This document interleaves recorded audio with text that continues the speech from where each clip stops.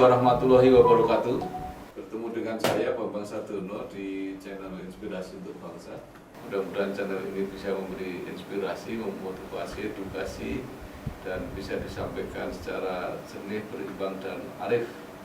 Saya sudah bersama dengan Ketua Komisi 2 DPR RI, Bapak Dr. Ahmad Doli Kurnia Tanjung, SSI MT. Apa kabar Pak Doli? Alhamdulillah baik, Mas. Ya. Sehat, semoga Mas dan kita semua sehat selalu. Iya. Terima kasih. Pak Doli, saya ini mau tanya, kan kemarin ada berita mengenai DPD, Dewan Perwakilan Daerah Republik Indonesia. Setidaknya Komite 1 DPD itu menolak pelaksanaan Pilkada serentak pada 9 Desember 2020. Nah, ternyata Komisi 2 DPR sudah menyetujui untuk menyetujui Perpu yang diajukan oleh Presiden mengenai Pilkada dan tinggal menunggu persetujuan di paripurna. Nah, ini apa maknanya? Apakah apa yang dikemukakan DPD itu tidak diakomodasi atau mereka tidak dilibatkan di dalam pembicaraan? Monggo Pak Doli. Ya, pertama saya kira kami juga menghargai ya setiap aspirasi yang disampaikan oleh masyarakat, apalagi institusi seperti DPD RI. Jadi sebetulnya proses sampai kita melakukan atau mengambil keputusan mendukung pemerintah, dalam hal ini diwakili oleh Menteri Dalam Negeri dan juga para penyelenggara KPU RI, Bawaslu RI, dan DKPP RI terhadap keputusan untuk melanjutkan tahapan pilkada serentak tahun 2020 yang yang kita tunda selama 3 bulan. Ini dalam proses yang cukup panjang sebetulnya. Jadi kami sudah ada 11 kali sebetulnya yang melakukan rapat kerja, termasuk di masa reses, untuk memastikan setelah kita mengambil keputusan dari tanggal 9 Desember, semua persiapan itu dilaksanakan dengan baik. Jadi kami dari awal sebetulnya selalu mengingatkan, bahkan di dalam rapat-rapat kerja itu seperti memberikan syarat-syarat kepada pemerintah dan penyelenggara agar pelaksanaan pilkada serentak ini bisa dilaksanakan dengan baik. Nah, koridornya itu terdiri dari 2 prinsip, Mas Bambang. Yang pertama adalah bahwa pelaksanaan pilkada serentak ini boleh dilanjutkan di tahun ini dan harus memenuhi 2 prinsip. Prinsip yang pertama itu adalah bahwa setiap tahapan itu harus menerapkan protokol kesehatan COVID-19 secara ketat. Nah, dalam konteks ini sebetulnya segala sesuatu persiapannya sudah dilakukan. Mulai dari penyesuaian atau perubahan dari tingkat peraturan sampai dengan hal-hal teknis. Nah, dalam konteks peraturan itu tadi Mas sudah menyebutkan salah satu Perpu. Perpu nomor 2 tahun 2020. Ini sebetulnya sejak awal begitu kami putuskan untuk ditunda tanggal 30 Maret dan kemudian pada tanggal 14 April kita dilanjutkan tanggal 9 Desember, kita sudah meminta kepada pemerintah untuk segera menerbitkan Perpu sebagai alas hukum dari keputusan untuk menunda dan kemudian melanjutkan. Nah, alhamdulillah kemarin prosesnya terakhir di hari Kamis yang lalu sudah kita setujui untuk menjadi undang-undang di tingkat pertama di Komisi 2. Insya Allah besok hari Selasa kita masuk di pembahasan tingkat 1 di paripurna dan kemudian untuk disetujui. Nah, selain itu KPU dan Bawaslu juga sudah menyusun perubahan peraturan teknis di level peraturan KPU dan peraturan Bawaslu, yang itu semuanya menyusun tentang SOP atau protokol kesehatan COVID-19. Nah, dari segi peraturan seperti itu. Yang kedua adalah tentu ada konsekuensi ya, penambahan kebutuhan dana termasuk peralatan-peralatan untuk memenuhi standar atau protokol kesehatan itu. dan pemerintah juga sudah memberikan komitmennya, pemerintah pusat, untuk membackup penuh adanya penambahan dana ini, penambahan anggaran, juga termasuk kepala-kepala daerah yang ikut terlibat dalam Pilkada Serentak tahun 2020 ini. Nah, sekarang semuanya sudah sedang ongoing, dananya sudah terdeliver, sekarang sudah dalam proses pengadaan barang-barang itu, dan sudah mulai berjalan sebetulnya dipergunakan oleh penyelenggara untuk melaksanakan tahapan berikutnya. Nah, prinsip yang kedua adalah tetap harus melaksanakan prinsip-prinsip demokrasi. Jadi kualitas demokrasinya juga tidak boleh dikurangi.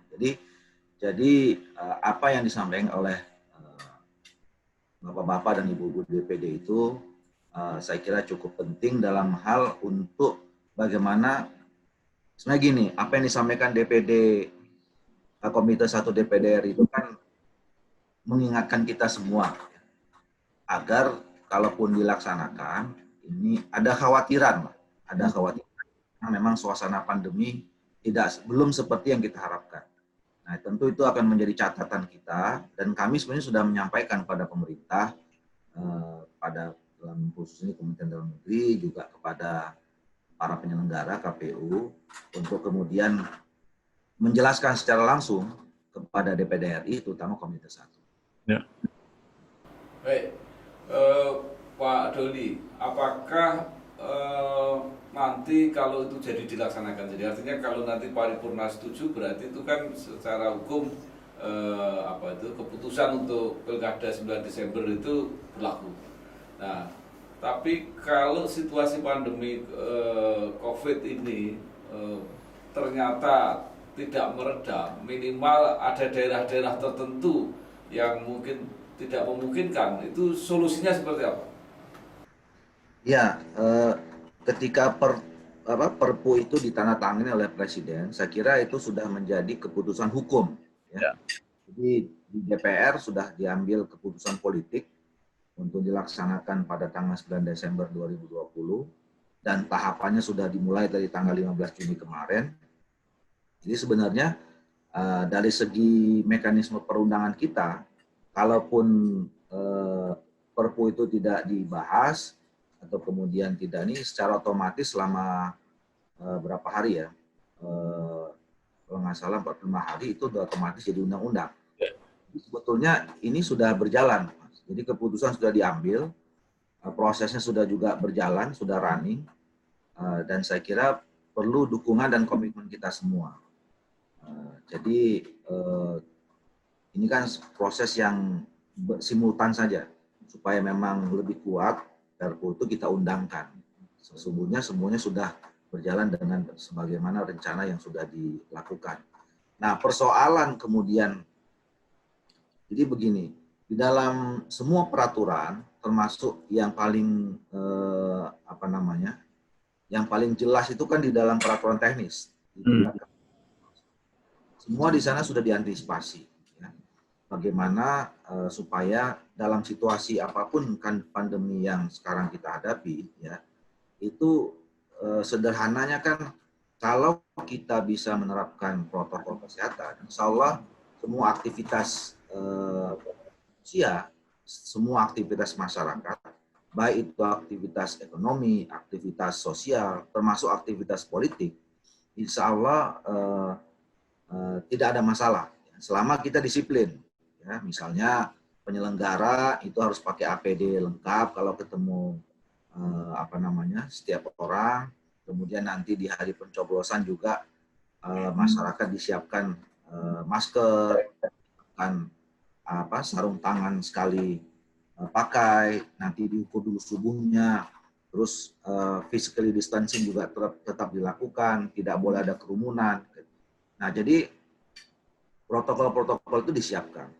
Nah, dan itu semuanya berlaku sebetulnya di daerah-daerah yang katakanlah masih banyak atau tinggi angka terpaparnya, atau disebut sekarang daerah red zone atau black zone.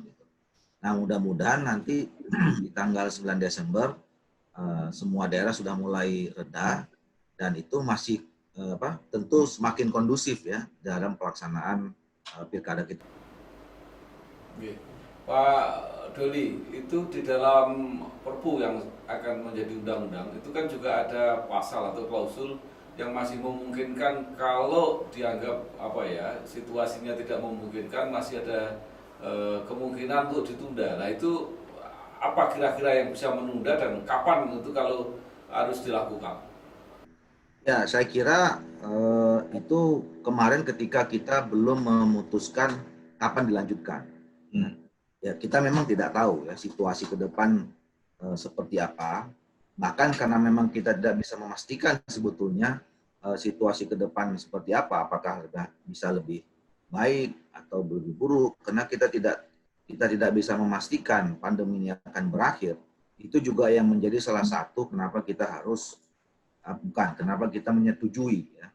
Karena kita tidak bisa memastikan tahun 2021 itu seperti apa, 2022 apalagi, sementara agenda-agenda kehidupan termasuk agenda politik ini harus berjalan.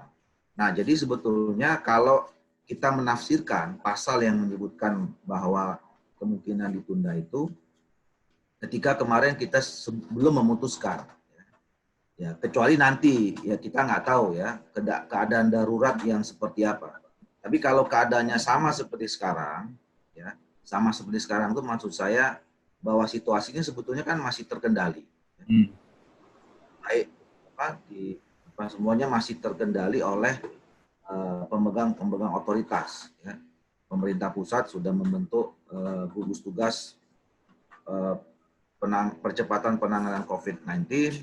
Kemudian itu juga berlaku di daerah-daerah. Kepala-kepala daerah juga semua sudah melakukan kebijakan untuk mengendalikan situasi. Nah, jadi saya kira mudah-mudahan tidak ada situasi yang terlalu buruk ya dibandingkan sekarang. Artinya ketika masih terkendali, semuanya masih bisa diantisipasi.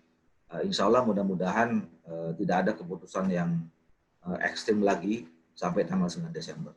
Ya.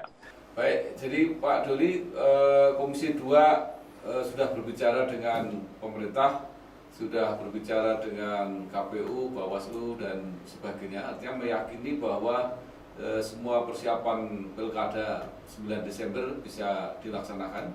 Baik dari segi aturannya sudah pasti, kemudian sumber daya manusianya sudah siap, termasuk anggaran tadi sudah dikatakan bahwa pemerintah menjamin itu. Jadi kira-kira Komisi 2 yakin bahwa ini mudah-mudahan bisa berjalan dengan baik gitu ya?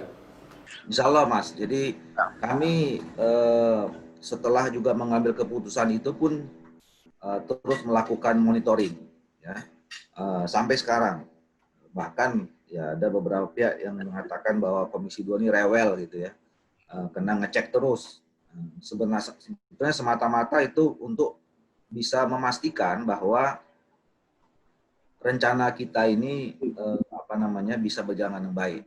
Jadi khawatiran beberapa orang bahwa pilkada ini nanti akan menimbulkan masalah, misalnya menjadi kluster penyebaran baru bagi COVID-19 dan segala macam, tentu itu tidak kita harapkan terjadi kan gitu. Nah oleh karena itu kita harus akan monitor terus. Dan insya Allah sejauh ini koordinasi yang dilakukan cukup baik. Kemarin hari Jumat saya ke Sumatera Utara bersama Menteri Dalam Negeri dan Menko Polhukam. Ya, dan ini saya kira nanti Kementerian Dalam Negeri akan melakukannya terus minggu depan mungkin ke daerah timur ya, mulai dari Sulawesi terus kemudian ke Maluku sampai Papua untuk meninjau langsung ya persiapan yang dilakukan oleh penyelenggara dan kepala-kepala daerah terutama yang melaksanakan pilkada serentak. Jadi sebetulnya mulai dari persiapan konsep, persiapan kebijakan ya, kemudian support masalah-masalah yang teknis sampai kondisi di lapangan akan kita terus monitor. Baik, terima kasih Dr. Ahmad Doli Kurnia Tanjung SSI MT, Ketua Komisi 2 DPR RI yang telah menjelaskan kepastian bahwa pilkada serentak akan diselenggarakan 9 Desember yang akan datang. Mudah-mudahan lancar, tidak ada halangan sehingga proses demokrasi ini bisa berjalan seperti yang kita rencanakan. Sekali lagi terima kasih dan sudah memberi penjelasan kepada channel Inspirasi untuk Bangsa. Terima kasih, sampai ketemu lain waktu. Matur nuwun. Wassalamualaikum warahmatullahi wabarakatuh.